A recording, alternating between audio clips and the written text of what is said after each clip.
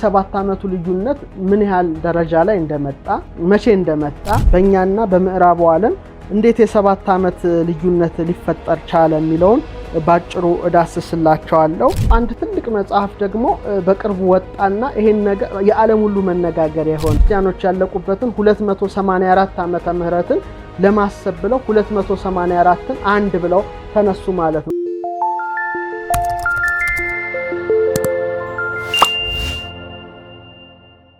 ሌላው ደግሞ አጽዋማትና በዓላትንም ለማስላት መነሾ የሚሆነው ወር መስከረም ነው። ይሄ በጣም የሚገርም ነው። መስከረም ነው። በቃ ለምሳሌ ጥንታኦን የሚባል አለ። የአውደ ዓመቱ የዋለበትን ዕለት የምናውቅበት ዕለተ ቀመር የሚባል ስሌት አለ። ዕለተ ዮሐንስ የሚባል ስሌት አለ። ዕለተ በዓል ዘሐለፈ ዕለተ በዓል ዘይመጽእ የሚባል ስሌት አለ።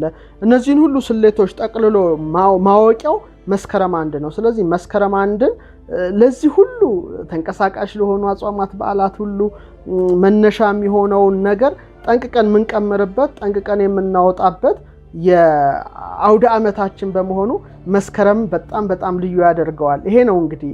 ሌላው በአራተኛ ደረጃ የምናነሳው የዛሬ 4000 ዘመን የነበረችው ከአክናውስ ሳባና ከነክህቲ ካልንሶ በመቀጠል ኢትዮጵያ ለ19 ዓመት የመራችው በጣም ብርቷ ተመራማሪቷ ምርጧ ሴት ካሲዮፒያ ናት። ንግስት ካሲዮፒያ 19 ዓመት ኢትዮጵያ መርታለች እና በንግስናዋ ዘመን ልክ መስከረም ላይ ጀምረው የሚወጡትን ህብረ ኮከብ ያየችው በዚህ ወቅት ነው ማለት ነው። ባሏ ሴፌዎስ ልጇ አንድሮሜዳ ጋር በመሆን በዚህ ወቅት ላይ በሰማይ ላይ የምናያቸውን ከዋክብት ሶስቱም ለኢትዮጵያ የተሰጡት ሶስቱንም የታዩት ኢትዮጵያ ሰማይ ላይ የሚታዩት መስከረም ላይ ነው። ስለዚህ በጣም ይገርማልና ወደ ሰሜን አቅጣጫውን ዞር ብትሉ ከአውደ ዓመት በኋላ ፍንትው ብለው ደብሊው ቅርጽ ሰርታ ካሲዮፒያ ትታያላችሁ። የእርሳስ ቅርጽ ሰርቶ ሴፌዎስን ታያላችሁ። አልፎ ተርፎ ደግሞ ረጅም ቅርጽ ሰርታ የካሲዮፒያ ልጅ ኢትዮጵያዊቷ አንድሮሜዳ የተመለከተቻትን ህብረ ኮከብን ማየት ትችላላችሁ ማለት ነው ክቡራን ተመልካቾቻችን። ስለዚህ እነዚህን ሶስቱን ህብራተ ከዋክብት ከ88ቱ ሶስቱን ለመጀመሪያ ጊዜ የተመለከቱትና ያዩት በዚህ ወር እንደሆነ በዚህ ወር ከሚወጡት ህብራተ ከዋክብት አንጻር ለይተን ማወቅና መረዳት እንችላለን ማለት ነው። ሌሎቹ ሊቃውንት ደግሞ ይሄ መስከረምን ጨመር አድርገው እንደነ መምህር አፈወርቅ ያሉት የጥፋት ውሃም የጎደለበት ወቅት ነው ይላሉ እና ኖህም የጥፋት ውሃ መጉደሉን ርግብን እንደላካትና የጥፋት ውሃ መጉደሉን ቀንበጥ ይዛ ያበሰረችበትም ወርሃ መስከረም ነው ብለው ይጽፋሉ። እንደውም ጨምረውም ሲናገሩ ሴም ካም ያፌት ምድርን ለ3 ሲካፈሉ ኖህ ሲያካፍላቸው ካም የመጣው ወደ አፍሪካ ወደ ኢትዮጵያ ቀንና ሌሊቱ እኩል በሚሆንበት በዚህ በመስከረም ወር ነውና አዲሱ ዓመት መስከረም የሆነበት ምክንያት ከዚህ ሁሉ አንጻር ነው ብለው ይተነትኑታል ክቡራን ተመልካቾቻችን። ስለዚህ ይሄን ሁሉ ምስጢር ማወቅ መረዳት የኛ ድርሻ ነው ማለት ነው። ስለዚህ ኢትዮጵያውያን አውደ ዓመት በጣም መስከረም ወር በጣም የተባረከ ወር፣ ደስ የሚያሰኝ ወር፣ በተስፋ የሚመላ ወር በመሆኑ ሁሉም ሰው መስከረምን በናፍቆት ይጠባበቃል፣ አውደ ዓመቱን በናፍቆት ይጠባበቃል። በተለይ ደግሞ ትውፊታዊ ነገሩ እጅግ የልጃገረዶቹ ጭፈራ የአደይ አበባው ደግሞ የጉድ ነው። እሱን በሚቀጥለው ጊዜ ይዤላችሁ ቀርባለሁ ክቡራን ተመልካቾቻችን። ስለዚህ ይሄን ወር እንድናከብረው ራሱ ጭምር ያስፈልጋል። መዝከረአም ይሉታል። የዓመት ማሰቢያ መታሰቢያ አውደ ዓመት ምሴተ ክረምት የክረምት መምሻ የመጸው መባቻ ብለው ይተነትኑታልና ይሄንንም ጨምረን መስከረምን ልዩ እንድናደርገው በዛው ሐሳብ አስተያየቴን እሰጣለሁ ክቡራን ተመልካቾቻችን። ስለዚህ በተለይ የአደይ አበባውን ነገር በሚቀጥለው ጊዜ ይዤላችሁ የምቀርብ ይሆናል። ከዚህ በመቀጠል ግን በእኛና በምዕራቡ ዓለም እንዴት የ7 ዓመት ልዩነት ሊፈጠር ቻለ የሚለውን ባጭሩ እዳስስላችኋለሁ። አንዳንዶች እንግዲህ ከአዳም የ7 ዓመት የገነት መቆየት ጋር ያያይዙታል። ግን በአብዛኛው በዓለም ታሪክ ግን የሚታወቀው ልዩነቱ በ6ኛው ክፍለ ዘመን ስክሪኑ ላይ እንደምታዩት በዲዮናሲዮስ ኤክሲጊዩስ የተፈጠረ ነው። እንግዲህ የሮም መሪዎች ያው ከቅድመ ልደተ ክርስቶስ በተለይ አራተኛው ክፍለ ዘመን ላይ ክርስትናን ከመቀበላቸው በፊት የዘመን ቀመራቸው መነሾ የሮም ከተማ የተመሰረተችበትን 753 ዓመትን አንድ ብለው ነው የሚጀምሩት። አኖ ኡርቢስ ኩንዲቴ ወይም ኤዩሲ ሚል አቆጣጠር ነው ያላቸው። የሮም ከተማ ከተመሰረተች ጊዜ ጀምሮ ልክ ኢየሱስ ክርስቶስ ሲወለድ 754 ብለው ነበረ የሚቆጥሩት። ስለዚህ አኖ ኡርቢስ ኩንዲቴ ኤዩሲ የሚል አቆጣጠር ነበራቸው እንጂ እንዳሁኑ 7 ዓመት ልዩነት ምናምን አልነበረም። የ700 ምናምን ዓመት ኢትዮጵያ ደግሞ ባዜም በነገሰ በ8ኛው ዓመት ተወልደ እግዚእነ ጌታ ተወለደ ብላ ልደተ ክርስቶስን መነሻ እንዳደረገች ታሪኳ ያስታውቃል።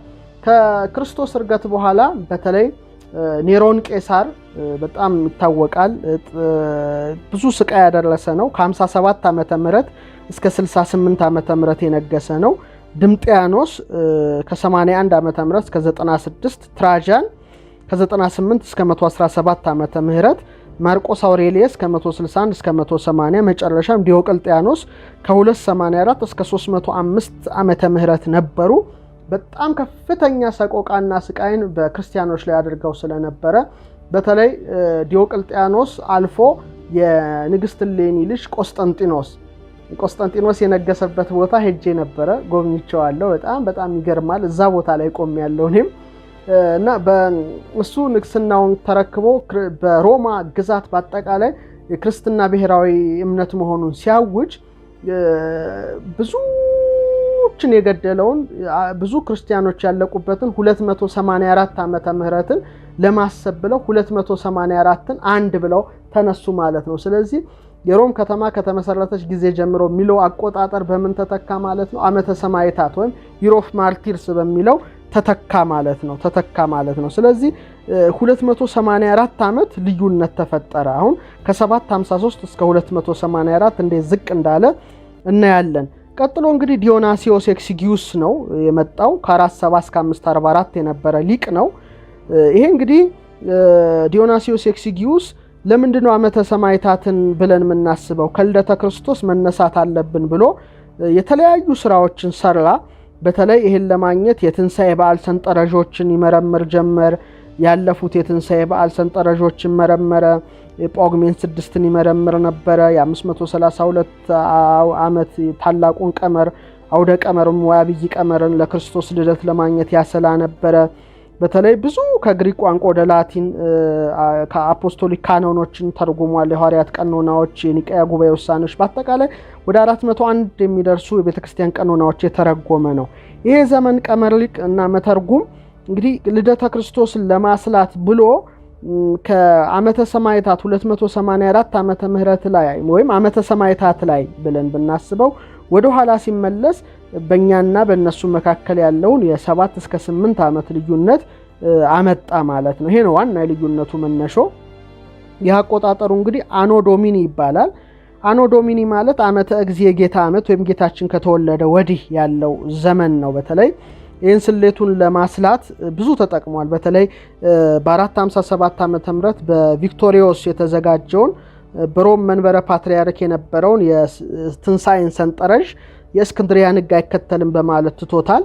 ይልቁኑ ደግሞ በቢዛንታይን ግዛት ግሪኮች ይጠቀሙበት የነበረው በላቲን ተዘጋጅቶ የነበረው በምዕራብ ያሉት ያልተጠቀሙበት በ444 ዓመተ ምህረት ከቅዱስ ቄርሎስ ረፍት በኋላ በእርሱ ረዳት ጳጳስ እንደተዘጋጀ የሚነገረውን ያው የእስክንድሪያን ሰንጠረዥ ነው የተጠቀመው።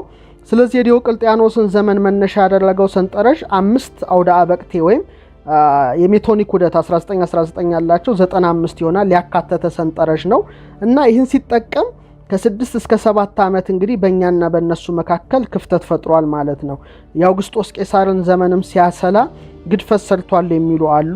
ለማንኛውም ግን በእኛና በእነሱ መካከል ዲዮናሲዮስ ኤክሲጊዩስ ኤዲ ብሎ ከቀመረው ቀመር 7 ዓመት ልዩነት አለው።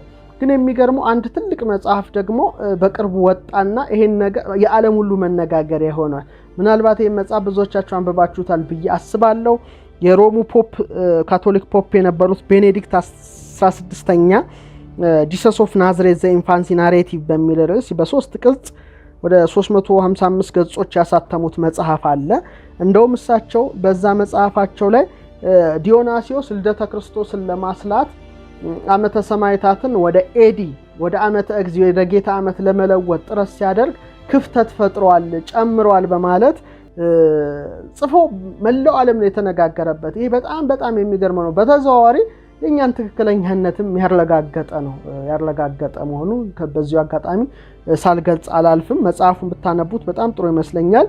በኦክስፎርድ ዩኒቨርሲቲ የኦሪየል ትርጓሜ መምህር ደግሞ ፕሮፌሰር ጆን ባልተንም በተመሳሳይ መልኩ ዓለም ከሚጠቀምበት ዓመት አስቀድሞ ነው ክርስቶስ የተወለደ ምናልባት 6 ዓመት ብሎ ወደኛው አመጣጥ ነው የሄደው። ስለዚህ ይሄን ሁሉ ስንመለከት እንግዲህ የ7 ዓመቱ ልዩነት ምን ያህል ደረጃ ላይ እንደመጣ መቼ እንደመጣ አሁን ደግሞ ምን ያህል ላይ እንደሆነ የደረሰበትን ነው ክቡራን ተመልካቾቻችን ነገርኳችሁ።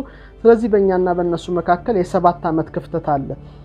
ባለፈው እዚህ ላችሁ እንደሆነ የ2012 የማያ የዘመን ቀመር በትክክለኛ አቆጣጠር የቆጠረችው ኢትዮጵያ እንጂ በእኛ አይደለም እስከ ማለት ደርሰው ብዙ ዩቲዩብ ላይ የምታዩት ነገር አለና በአጠቃላይ ግን በእኛና በእነሱ መካከል በዲዮናስዮስ ኤክሲጊዩስ በ6ኛው ክፍለ ዘመን የ7 ዓመት ልዩነት ተፈጥሯል እንጂ ጥንት የነበረው 753 ከዛ 284 አሁን ዝቅ ብሎ የ7 ዓመት ልዩነት ሆኗል ማለት ነው። ይሄኛው እንግዲህ የ7 ዓመት ልዩነት ነው። በመጨረሻ የምነግራችሁ የ11 ዕለታት ክፍተት ነው። ይሄ ደግሞ በፖፕ ጎርጎሪዮስ 13ኛ የመጣ ልዩነት ነው። ይሄም በጣም የቅርብ ልዩነት ነው። እንደሚታወቀው ጥንት የነበረው ካሌንደር ዩሊዮስንም ጨምሮ ማለት ነው 365 ዕለት ከ6 ሰዓት ይል ነበረ። ይሄም በኒቂያ ጉባኤ በ325 ዓመተ ምህረት ላይ ካሌንደሮችም ቀመሮችም ታይተዋል። በተለይ በዓላትን ሊቃውንቱ ሲያሰሉ ለምሳሌ የትንሳኤ በዓል አሁን ምናከብረው የምስራቁ የምስራቁ የምዕራቡ ይለያያል። እነሱ አንድ ሳምንት ቀደም ብለው ነው እኛ ተከትለን ነው። ይሄ ምን መቼ ነበረ የመጣው ከጎርጎሪዮስ 13ኛ ወዲህ ነው።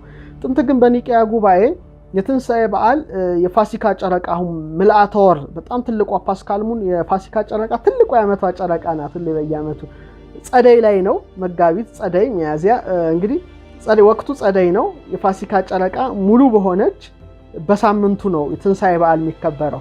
ምናልባት ፍስ ማለትም የአይሁድ ፋሲካቸውን በእለቱ የሚያከብሩ ከሆነ አንድ ላይ መዋል ስለሌለበት በሳምንቱ እንዲከበር ውሳኔ ተወስኖ ምዕራቡ ምስራቁም እኩል ያከብረ ነበር። ይሄ እንግዲህ እስከ መቼ ዘለቀ ማለት ነው? እስከ 1582 ዓመተ ምህረት ድረስ የሮም ካቶሊክ ፖፕ መሪ የነበረው ፖፕ ጎርጎሪዮስ 13ኛ ድረስ ዘለቀ። እንግዲህ በተለይ ትሬንት ላይ ንጉስ ቻርልስ በሰጠው ከፍተኛ ስልጣን መሰረት ጥንት የነበረውን 365 ዕለት ከ6 ሰዓት የሚለውን አቆጣጠር በመለወጥ 365 ዕለት ከ5 ሰዓት ከ48 ደቂቃ ከ46 ሴኮንድ መሆን አለበት ብሎ ወሰነ።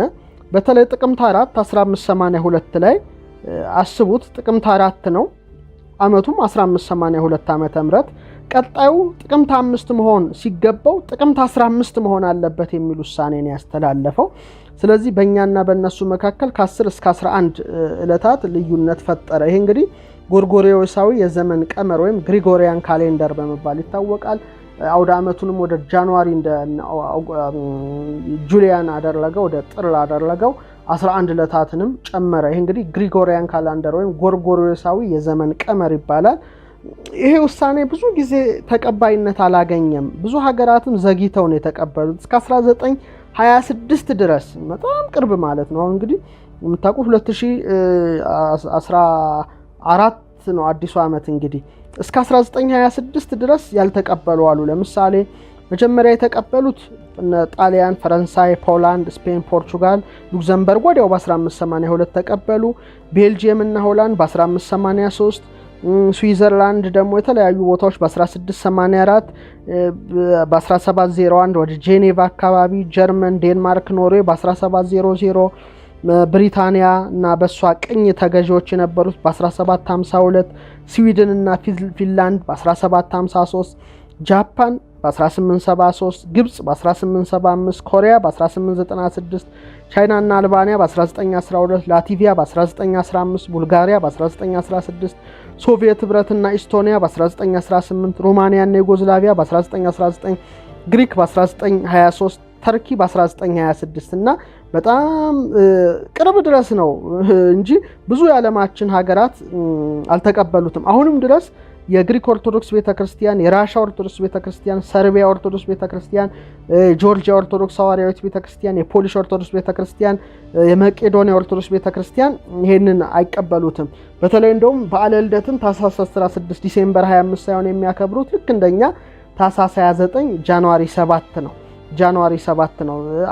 ምስራቅ አሃት አብያተ ክርስቲያናት የሚባሉት ኦሪየንታል ቸርችስ የምንላቸው እኛንም ጨምሮ በ1582 በሮሙ ፖፕ በጎርጎሪዮስ የተደረገውን የ11ዱን ዕለት ጭማሪ ለመቀበል በጥንቱ ቀጥለዋል። ህንድ፣ ባንግላዴሽ፣ ኔፓል፣ ፓኪስታን፣ እስራኤል፣ ማይናማር ደግሞ በትይዩ ለመጠቀም ተገደዋል። ኢራንና አፍጋኒስታን ደግሞ ያው ይህንን ውሳኔ በፍጹም አንቀበልም ብለው የጸኑ ሀገራት ናቸው። አፍሪካው አገር ግን አብዛኛው በቅኝ ግዛት ተቀጥቅጦ ያው የቅኝ ግዛት አለንጋ ስላለፈበት አስገድደው እንዲቀበል አድርገውታል። ኢትዮጵያ ግን በምንም ቅኝ ግዛት ያልተገዛች ድንቅ ሀገር በመሆኗ እስካሁን ድረስ ይህንን የግሪጎሪ 11ኛውን ዕለት ጊቫስ ባክ አወር 11 ዴይስ ብለው ሰዎች ራሱ ይቃወሙት የነበረው 11 ዕለት ሳትቀበል እስካሁን በጥንቱ ዘመን ቀመር ጸንታ ተገኝታለች። እና ክቡራን ተመልካቾቻችን ልዩነታችን ይሄን ይመስላል። ይሄ እንግዲህ ውበታችን ነው። ከዚህ ይሄን ካሌንደራችንን ባለንበት ሀገር ለልጆቻችን በማስተማር እንዲኮሩበት በማድረግ እኛም በማወቅ የቀጣዩ ትውልድ ደግሞ በማስተላለፍ አደራችን እንድንወጣ መልእክቴን ሐሳቤን በመግለጽ የዛሬውን መርሃ ግብር ክቡራን ተመልካቾቻችን እዚህ ላይ እናበቃለን።